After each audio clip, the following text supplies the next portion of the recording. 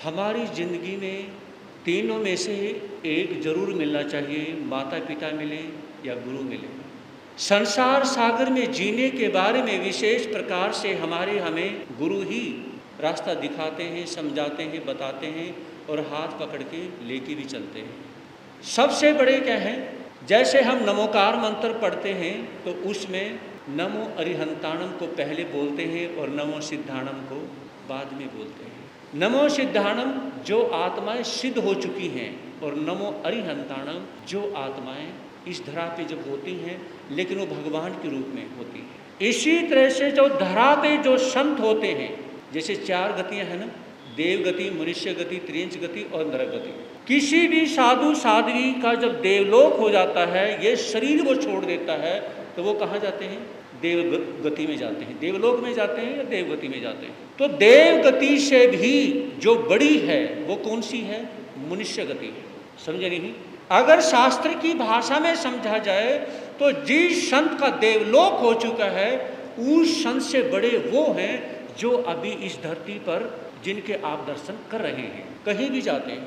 समझे नहीं? जैसे इस नमो सिद्धाणम से पहले नमो अरिहंताणम उसका जाप करते हैं, उसी तरह से जो गुरु यानी कि देवलोक में जा चुके हैं उनसे पहले वो हैं जो अभी धरा पे हैं, जिनके आप दर्शन कर सकते हैं, जिनको फेस टू फेस दे सकते हैं। देवगति के जो देवी देवता हैं वो भी जो धरा पर, जो धरती पर मनुष्य गति में हैं, तो वो भी धरा पे आने के लिए तरसते हैं, मनुष्य गति पाने के लिए तरसते हैं। और जो साधु साध्वी इस धरा पे विचरण कर रहे हैं उनके दर्शन करने के लिए भी देवलोक में गए हुए साधु साध्वी जो अभी वहाँ जाकर के जो देवलोकी गामी आत्मा बन चुके हैं उनके दर्शन करने के लिए तरस। तो कहने का तात्पर्य ये है कि जो अभी हमारे सामने है उसी को देखा जाता है, याद किया जाता है।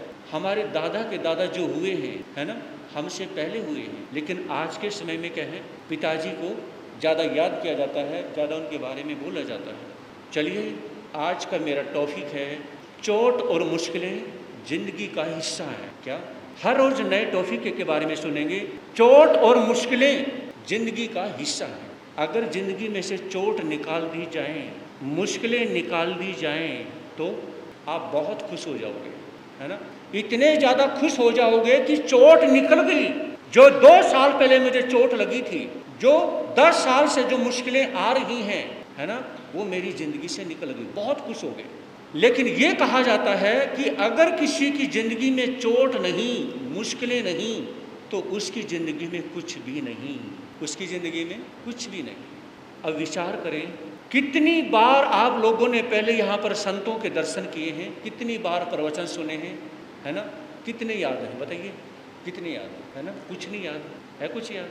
बताइए कितनी से याद है? अगर इस चातुर्मास के बारे में भी पूछा जाए कि 1 सप्ताह पहले यानी कि 15 दिन पहले कितना सुना था, कुछ नहीं किसी को याद। समझ रहे हैं? तो ये आपके समक्ष में कहना चाहता हूँ कि जो चोट लगती है ना, ठोकरें लगती हैं, वो पूरी ज़िंदगी भूले नहीं जाती।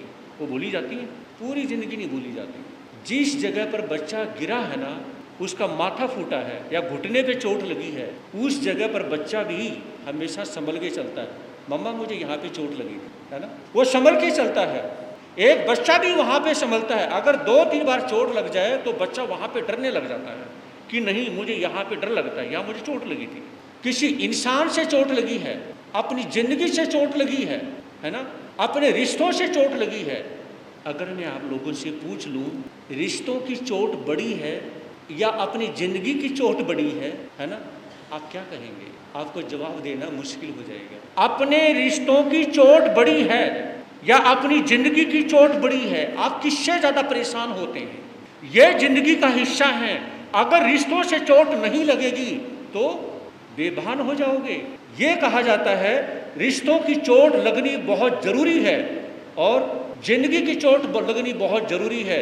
अगर रिश्तों की चोट नहीं लगी तो क्या होगा? आप रिश्तों में उलझ के रह जाओगे। और ज़िंदगी की चोट नहीं लगी तो इस ज़िंदगी में जीना नहीं आएगा, है ना। बहुत से बिना चोट लगे ही क्या कर लेते हैं? दीक्षा ले लेते हैं। अब छोटी सी उम्र में आपके सामने जो संत बैठे हैं, दोनों संत क्या हैं, हम छोटी सी उम्र में यहाँ पे आ गए अनमैरिड अवस्था में। दोनों सन छोटी छोटी उम्र में आ गए। हमें उस उम्र में क्या चोट लगी थी? हमारे मम्मी पापा भी थे, भाई बहन भी, घर पूरा भरा हुआ परिवार, और हम छोड़ के आ गए। बताइए हमने कौन सी चोट खाई?